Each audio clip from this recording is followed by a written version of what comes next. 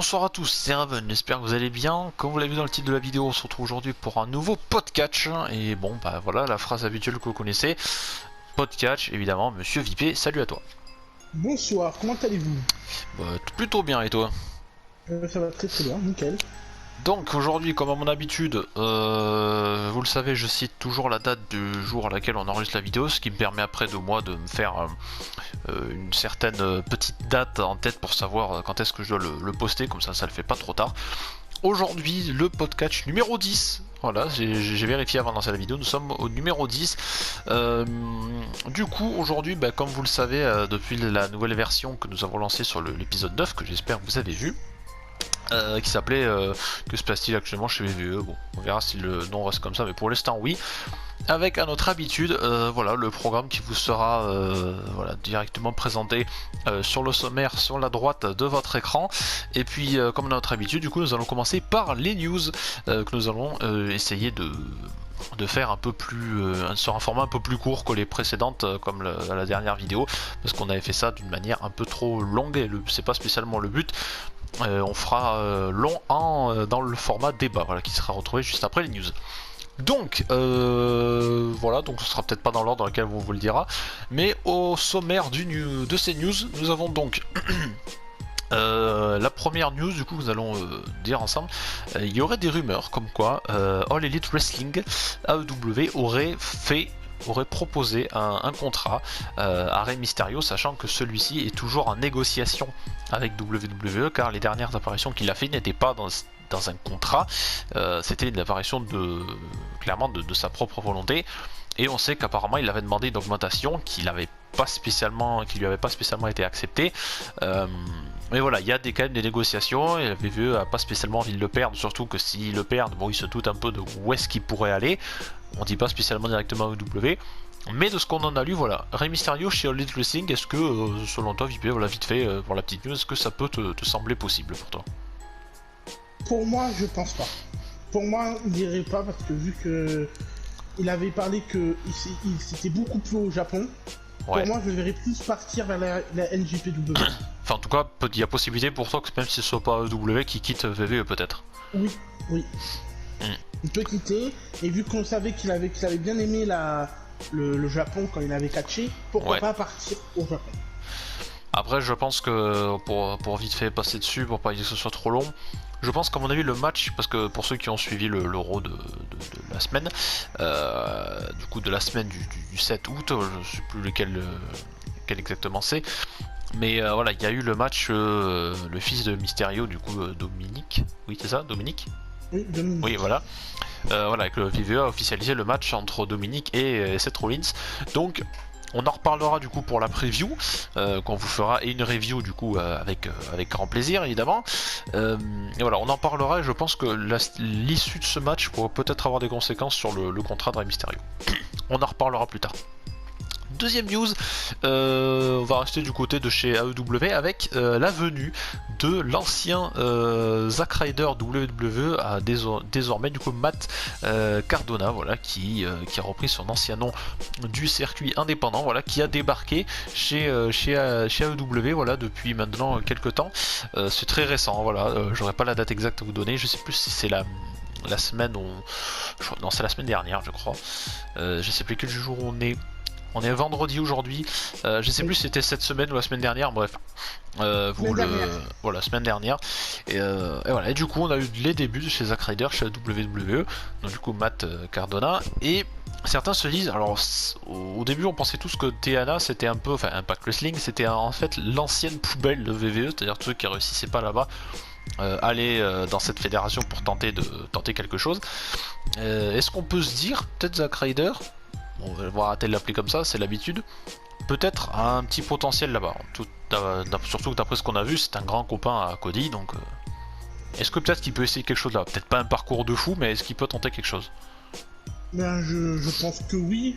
Je le vois pas gagner directement le titre suprême.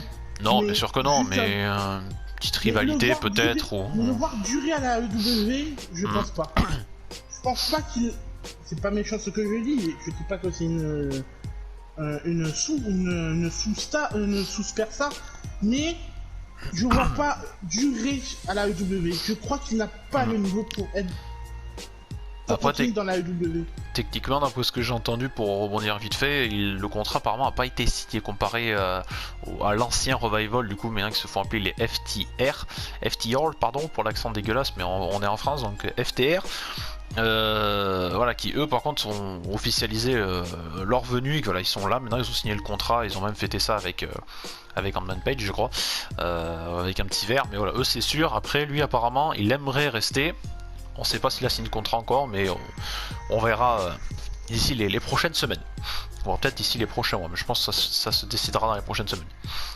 On va rester sur les news ici, il en reste deux avec Daniel Bryan qui apparemment aurait contacté The Rock via Twitter pour lui proposer un défi, voilà, donc un défi peut-être dans un match ou un combat ou quelque chose, mais Daniel Bryan en a profité pour le défier et Dwayne Johnson, du coup The Rock, aurait accepté, aurait dit écoute pourquoi pas, et puis il en a profité pour le féliciter pour son deuxième petit bébé. Donc Daniel Bryan, The Rock, est-ce que toi qu'est-ce que ça peut t'évoquer clairement? Bon, pour l'instant c'est juste comme ça, voilà, ça me fait pas plus rêver que ça. Non, pareil, parce que si The Rock se blesse, la WWE elle ferme, donc déjà... Ouais, c'est sûr qu'avec tous les films qui tournent et tout ça... voilà, bon. donc pour moi, ça serait très difficile de voir un match Daniel Bryan Apollo Crews, excusez-moi, The Rock. Ça serait très difficile pour moi de le voir, parce que déjà que s'il se blesse, la WWE va payer je sais pas... Enfin, je sais plus exactement, mais il y a un système où voilà, il est quand même assez déjà protégé. Il voulait faire un match contre Randy Orton, l'avait provoqué pour faire un match, ça s'est pas fait parce que... Encore à cause de The Rock, parce que vu qu'il tombe des films et tout. Donc, à cause, c'est pas spécialement à cause de lui, c'est juste que c'est les entre guillemets les systèmes d'assurance qui disent voilà. Oui, nous on le paye pour qu'il joue dans notre film, c'est pas pour qu'il finalement voilà, il aille faire un truc qui se blesse dans un ring. Non, mais pourquoi pas faire un match, on voulait voir un peu, pourquoi pas, je sais pas, le match, je sais pas qu'est-ce qu'il va donner, on le verra peut-être jamais. Ouais, après il y a des gens qui voulaient voir aussi Roman Reigns contre The Rock, donc tu sais. Oui. C'est un peu la même chose, c'est dans les assurances et tout. J'ai l'impression que chaque année il y en a un qui le défie, en fait, voilà quoi. Voilà, mais moi pour moi je verrais. Non, moi je verrais pas faire un match de Rock. Ça me fait pas plus qui fait que ça. Non. Alors on va terminer le côté news, on va passer ensuite au format débat. Avec un nouveau programme qui est arrivé chez WWE. Alors on l'a mis dans l'espace news, j'ai consulté Monsieur VIP évidemment avant de vous en parler. On va parler de Raw Underground. Alors comme je le disais, voilà, on a décidé de mettre dans news et pas dans débat parce que tout simplement on en a très peu vu. Et on n'a pas spécialement grand chose à vous dire dessus, mis à part que voilà, c'est le programme qui devrait essayer de combler là ou peut-être les dernières heures d'Euro, parce que c'est vrai que c'est quand même toujours plus long que SmackDown. Donc voilà, donc c'est le nouveau programme qui a été lancé par le fils McMahon, Shane, qui a fait son retour après plusieurs mois, de nombreux mois d'absence. Voilà, qui est arrivé, qui a lancé ce fameux Raw Underground avec des combats un peu particuliers, voilà, alors je vous lis l'article évidemment, voilà, avec des combattants qui s'affrontent dans des combats de style shoot fighting dans un ring sans corde, voilà, qui se situerait dans un sous-sol, d'où le nom Underground. Voilà, et le vainqueur des rencontres ferait face à un autre adversaire. Il n'y a pas spécialement l'air d'avoir de l'enjeu. Voilà, on a vu Dolph Ziggler, je crois, qui est venu. On a eu le droit aussi à Eric, je crois que c'était Eric. Non, je crois que c'était Ivar. Il me semble que c'était Eric. Bon, vous nous corrigerez enfin, c'était un des deux des Viking Raiders, voilà. Mais vous nous corrigerez en commentaire si vous savez. Mais il y avait un des deux membres des Viking Raiders qui a participé, bref. Moi j'aurais juste une question et après on passera à la suite. Est-ce que pour toi, même si on n'en a pas vu grand chose et que ça c'est un peu mitigé, il y en a qui trouvent ça assez stylé, d'autres qui s'en foutent royalement, est-ce que selon toi ça peut peut-être aider, même si je le rappelle on n'a rien vu pour l'instant, on verra la semaine prochaine comment ça va se passer. Est-ce que selon toi ça peut potentiellement relancer quelques superstars, même sans parler de leur donner des titres, mais est-ce que ça peut leur redonner un peu plus de panache, un peu plus d'envie, de les remettre un peu en scène, de se dire ah ouais, lui il est à Raw Underground, il est peut-être pas dans les rings principaux, mais là il carbure bien en bas, on a envie de dire. Et est-ce que selon toi ça peut aider à quelques superstars? Comment dire, c'est le premier à voir dans le temps. Ma réponse est avoir dans le temps. Parce que on peut encore rien dire, c'est le premier épisode. Peut-être ça va pas marcher du tout et dans 3 semaines ils vont dire ah ben c'est fini, et ben voilà. Ouais, c'est vrai. Donc avoir dans le temps, avoir dans le temps. D'accord. Du coup, on va passer à la suite avec... alors attendez que je reprenne mes fiches. Du coup, ouais, on reprend le débat, enfin, on commence le débat avec, alors je sais pas exactement le nombre de trucs qu'on a fait, j'ai pas mis le chronomètre en plus, donc ça m'emmerde un peu, généralement j'essaie de me fier à la montre pour voir combien de temps on met. On va passer tout de suite à premier sujet de débat qui a dû s'afficher sur votre écran. Avec, selon vous, est-ce que WWE a vraiment besoin de rappeler ou d'utiliser ces Hall of Famers et également les stipulations particulières pour faire remonter, en tout cas pour essayer de faire remonter les audiences? Je te laisse la parole. Ben, pour le moment, je crois qu'ils essayent. Hein. Les audiences, elles sont pas folles. Non. Tous les Randy Orton accompagné de qui? Le Hall of Famer Ric Flair. Ouais. La semaine dernière, non, je sais plus si c'était la semaine dernière ou il y a 2 semaines, on rappelle Rod Simmons, je crois. Ouais, en effet. Voilà. Après, on met des nouvelles stipulations. Celui qui à Extreme Rules, le premier qui arrache l'œil. Ouais, que je vous invite à aller voir notre preview et review si jamais vous ne l'avez pas vu, que j'ai fait évidemment avec Monsieur Vipé. Voilà, c'était le petit instant promo. Voilà. Et je crois que ils essayent de, au lieu de mettre des superstars en avant que que le public veut voir, même s'il n'y a plus de public, mais le public veut voir monter. Non, ils essayent de mettre toujours les montrer des. Ah, la semaine prochaine nous aurons Stone Cold. Oui, c'est bien de le faire vivre. C'est bien de mettre des légendes, mais c'est pas chaque semaine foutre des légendes pour essayer de remonter les audiences. Essayer de faire des matchs avec des superstars qu'on veut voir, et là peut-être les audiences remonteront et aussi faire des bons matchs, parce que ça va avec les deux. Parce que s'ils font un match pourri, c'est aussi que on va pas le suivre. Mais c'est pas la peine d'envoyer tout le temps des légendes. Il y a eu des shows Raw comme SmackDown où il n'y a pas eu de tout de légende et qui était vraiment excellent. Il n'y avait pas besoin de légende. Donc pour moi, je vois pas pourquoi mettre des légendes tous les soirs ou mettre des stipulations nouvelles pour faire monter les audiences. Non, pour moi, ça sert à rien. Pour moi, ça va pas servir à grand chose. Ouais, ça sert à rien, mais le truc qu'il y a, c'est que bon, comme vous le savez, depuis maintenant quelques temps, Paul Heyman ne fait plus partie de l'équipe créative de WWE. Et lui, il avait une vision qui était très différente de Vince McMahon, c'est-à-dire lui, il voulait à la limite, enfin beaucoup mieux. Enfin, ça dépend du point de vue des gens, parce que tu sais, comme on le dit toujours, le catch est subjectif. Et peut-être il y en a qui aiment les programmes à l'heure actuelle comparé à. Bon, nous c'est un mauvais exemple parce que enfin, dites-vous que quand on crache dessus, c'est pas qu'on y met de la mauvaise volonté, c'est que chaque semaine, on regarde Raw, on regarde SmackDown. Des fois, quand c'est pas très bon du tout, on s'est vraiment fait chier, on se dit on va essayer de le regarder en français parce que avec Christophe Ajus et Philippe Chiraud, ça passe toujours mieux et leur manière de commenter vous donneront un match extraordinaire, même si c'est le plus pourri que vous puissiez voir. Et c'est leur manière à eux d'essayer de nous faire vivre ces moments-là. On sait qu'il y a le Covid, on sait que c'est compliqué pour les superstars qui essaient de se débrouiller comme elles le peuvent.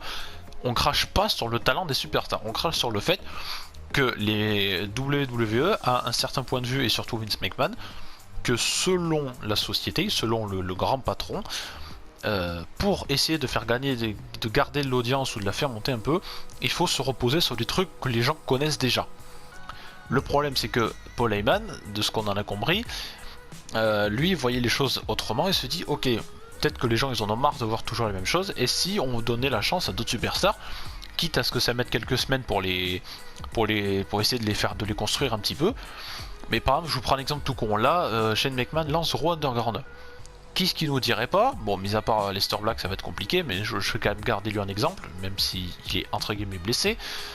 Qui ce qui nous dirait pas par exemple que voilà, on met Aleister Black dans ce fameux Raw Underground, on lui donne une bonne série d'invincibilité en bas là, genre voilà, il met des Black Mass à tout le monde, il fout des coups de pied que quand on le voit il met des coups de pied, c'est incroyable, on a l'impression qu'il va décrocher la tête ses adversaires, il met des coups de pied incroyables.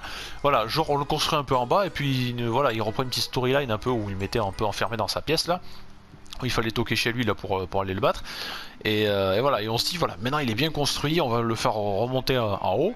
Et là on va lui donner quelque chose de fou, voilà, où il va péter la gueule à Rollins, il va avoir une super rivalité, une tenter d'aller chercher. Je sais pas moi, un titre. Voilà, en ce moment on a AJ Styles qui est champion intercontinental. Moi il y a des matchs qui me donneraient super bien envie. Et AJ Styles à Aleister Black par exemple, je signe. Hein. Mais voilà, mais c'est un point qui est extrêmement différent entre Paul Heyman et Vince McMahon. Et voilà, apparemment le grand patron a décidé non, si on veut que ça fonctionne, il faut se baser sur ce qui marche, que les gens connaissent. Comme ça ils sont pas trop dépaysés à se dire ah c'est nouveau, non on va peut-être pas regarder. C'est un avis très différent. C'est extrêmement différent. Après, voilà, c'est. Je pense qu'un sujet pareil, ça mérite un podcast dédié juste à ça, sans news, sans rien, juste à ça. Mais voilà, après oui, l'utilisation de Hall of Fame, on l'a vu avec Ric Flair qui s'est rangé du côté de Orton. Et on a une. Je sais plus. Je crois qu'il y en a un cette semaine qui a voulu défier Orton pour la semaine prochaine, je sais plus qui c'est. Ah, je sais. Il a parlé avec Ric Flair justement. Il a dit qu'il comptait essayer d'aller battre Orton. Je sais plus qui c'est. Je sais plus qui c'est. Si vous le savez en commentaire, si vous vous en souvenez, mettez-le. Mais oula, j'ai failli faire tomber un truc. Mais voilà. Mais on se dit, voilà, est-ce que l'utilisation de Hall of Fame ou des stipulations, ça peut faire en sorte que ça marche mieux pour passer vite fait à procédure suivant et pour terminer, voilà, le Eyes for an Eyes match, là, enfin le truc entre Rollins et Mysterio, voilà, il y en a qui ont trouvé ça plutôt bien. En soi le catch était très bon, hein, voilà, comme je le disais, si vous l'avez pas vu, je vous invite à aller voir notre review avec VP, on en a parlé de ce match en question. Voilà, si vous voulez pas tout vous taper, allez voir juste le match, on en a parlé. Mais voilà, il y en a qui ont trouvé ça bien, d'autres pas spécialement si bien que ça, parce qu'on avait juste envie de se dire les gars, limite le match commence, arrachez-vous-le directement, parce que c'est ça qu'on veut voir, qu'on n'a pas envie de voir autre chose. Tandis que certains disaient, et je suis d'accord avec eux, que si le match aurait été genre un Extreme Rules ou un Street Fight ou un truc sans aucune seule règle, s'il y aurait eu du beau catch, on l'aurait dit ah ouais le match était bien, il y a eu ça, et puis tu t'as vu à la fin, personne s'y attendait, il lui a entre guillemets arraché l'œil quoi. Et c'est vraiment un truc de fou. Donc voilà, donc c'est compliqué, mais voilà, pour passer au débat suivant, pas qu'on fasse 1h30 de vidéo, voilà, c'est un débat assez compliqué et je pense que ça mérite vidéo juste pour ça, mais on verra un peu plus tard. Du coup, on va relier ce débat à la deuxième question. Du coup, avec l'audience des shows weekly, des shows de Raw, SmackDown, des NXT, qui baisse, voilà, au fur et à mesure des semaines. Hein, on va pas se le cacher, qui a atteint un record malheureusement pas très très bon depuis un certain temps. Et est-ce qu'on peut se dire, comme on l'avait dit, est-ce que dans le dernier podcast, est-ce que NXT est supérieur à Raw et SmackDown? On a vu que l'Elite Wrestling double NXT depuis maintenant plusieurs semaines, même depuis le début, il y a eu très peu de fois où NXT est passé devant. Les programmes sont tous deux très différents, chacun a ses arguments pour le défendre. J'aime beaucoup NXT, mais je dois quand même reconnaître que ce qui se passe chez AEW est quand même vachement bien, et j'en parlerai un peu plus en détail dans la section coup de cœur. Et voilà, mais les shows qui baissent, et je pense que bon, le débat on l'a fait, hein, c'est les audiences, et c'est par rapport à ça, et je pense que les gens se disent voilà, on en a marre de voir ça. Les gens se disent ah ouais, Sasha Banks c'est championne de Raw, oui de Raw, Bayley est championne de SmackDown, et en plus ensemble elles sont championnes par équipe, ça fait qu'elles ont les 4 ceintures. Et il y en a peut-être qui aiment, hein, comme je dis, mais il y en a qui peut-être comme moi et comme VP qui supportons pas ça, et que moi c'est un truc de fou, c'est rien que j'entends la musique d'entrée, j'ai envie de zapper quoi. Et quand je regarde des best-of sur internet, des highlights comme on fait le lendemain matin, je pense que vous êtes nombreux à le faire, même si vous regardez les versions françaises. Peut-être que si vous aimez pas, moi je suis le premier à, dès que je les vois, j'avance, parce que déjà je m'en fous de ce qu'elle raconte, ça m'intéresse pas. Et sans parler de leur manque de talent dans le ring, bon il a un catch assez particulier, mais voilà, et moi franchement ça me donne pas du tout envie de regarder. Et je dis ça parce que souvent c'est VP qui les regarde avant moi le matin, et des fois je le regarde même pas, je lui dis alors comment c'était, il me fait bon comme d'hab quoi, c'est pas terrible, c'est vraiment pas intéressant quoi.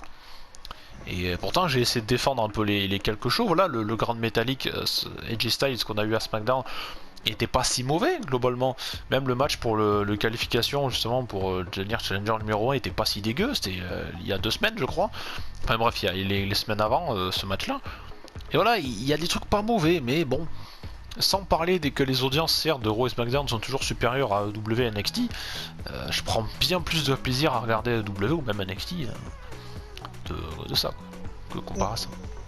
Est-ce que tu vas rajouter quelque chose avant qu'on passe à la suite? Je suis d'accord avec toi, juste que en ce moment, moi depuis qu'il y a tout ça, Ouais. je regarde plus NXT et à NXT, les matchs sont largement meilleurs que Raw ou SmackDown. Je me fais largement moins chier, donc et aussi NXT mérite d'avoir plus d'audience. Ouais, je vois. Que à chaque fois ils sont autour des 600 000, 500 000, ils méritent d'aller je vais pas aller dire en millions, mais 800 000, c'est déjà très très bien pour eux.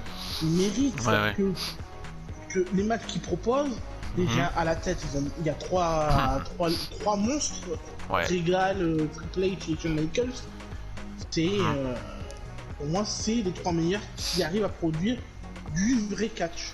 Pour NXT UK, même si c'est pas revenu, mais pour NXT normal, il y a vraiment construit des choses que Raw SmackDown, ils peinent à faire évoluer des choses.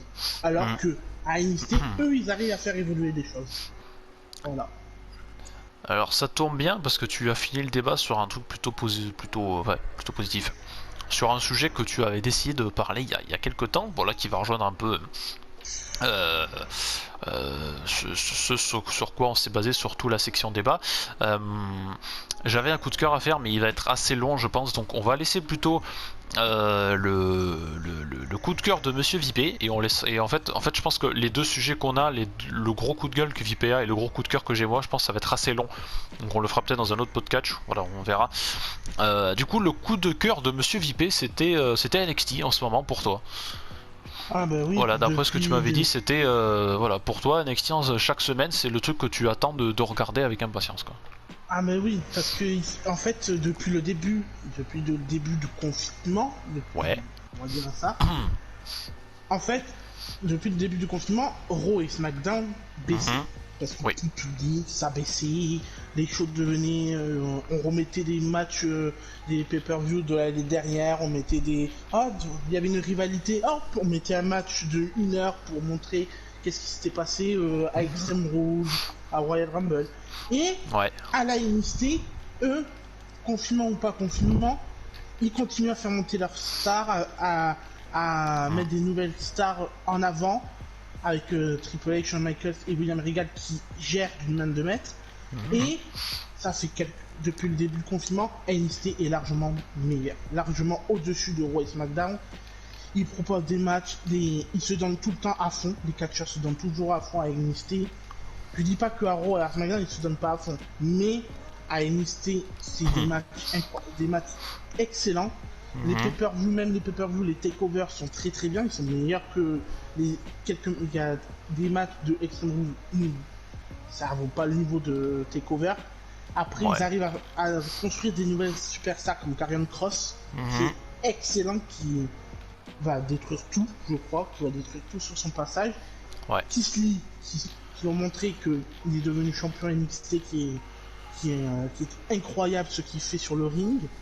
Après il y a qui est arrivé, Dexter Lumis, qui est très malheureusement qui est blessé, mais que j'aime beaucoup d'ailleurs chez NXT. J'aime beaucoup son style. Un qui a été pour moi, je sais ça va faire bizarre de dire, une révélation, parce qu'on l'a retrouvé à un niveau mais énorme pour moi, c'est Finn Balor. Dans le main roster il était détruit, et là depuis qu'il est revenu à NXT, il fait de ses matchs, mais c'est incroyable. Je suis très très content qu'il soit allé à la NXT, parce que comme ça, et puis il revient en forme et tout. Et là au moins il lui donne sa chance, pas comme à Raw ou à SmackDown. Et NXT montre tous les jeudis qu'ils sont là, ils sont présents, ils montrent les matchs, même que ça dure pas 3 heures le show, mais ils mettent des matchs, un truc qui est un avantage, c'est que pendant le confinement, ils mettaient les matchs, ils enchaînaient tous les matchs, alors que Raw et SmackDown en face, comme je vais répéter, eux ils mettaient des matchs de l'année dernière d'Extreme Rules. C'était ça qui en fait qui a peiné pour Raw et SmackDown, qui a fait ralentir et que ça a fait baisser les audiences, alors que NXT ça méritait de monter jusqu'aux 800 000 spectateurs, parce que ils proposaient du vrai catch, ils proposaient des choses, ils proposaient des nouvelles superstars, un tournoi pour déterminer un nouveau cruiserweight, maintenant ils vont faire un tournoi pour le nord-américain. Là ils proposent des choses, alors que Raw et SmackDown ils proposaient rien. Ils proposaient des matchs, et après il y a eu des shows où il y avait un match et la moitié du show c'était que parler. À force, oui, nous ce qu'on veut voir les fans c'est du catch. Alors NXT montrait très bien très bien ce qu'ils proposaient, le catch, les nouvelles superstars et tout. Voilà, c'est ça qui est bien avec NXT. Pour moi, je crois que dans quelques années, ça va dépasser Raw et SmackDown, largement. En téléspectateurs, ça va dépasser. Ça va dépasser après. Bon, c'est sûr que la situation actuelle, c'est comme c'est, mais voilà. On verra avec le temps. C'est sûr, peut-être que si ça continue comme ça. Après, voilà, c'est compliqué à dire parce que c'est vrai que Raw et SmackDown a toujours été largement devant, on va pas se le cacher.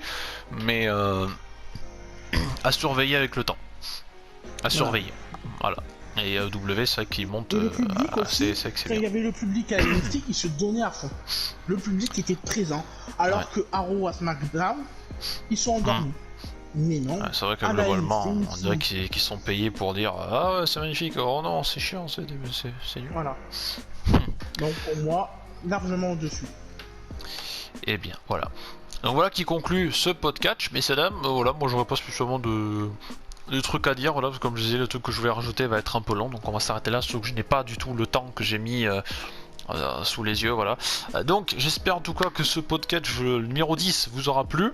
Voilà, comme je dis, on va essayer de les reprendre un peu plus régulièrement qu'avant. Et puis voilà, donc n'hésitez pas à réagir en commentaire à notre débat, évidemment, je le rappelle toujours, c'est très important, parce que sur Twitter, certaines ne le comprennent pas. On respecte l'avis des gens, ce n'est pas l'appel de nous incendier parce qu'on a dit du mal d'un catcheur que vous aimez ou qu'on a dit du bien de quelque chose que vous aimez pas du tout. Voilà, on respecte l'avis des gens, c'est pas la peine de nous incendier, sinon autant ne rien dire.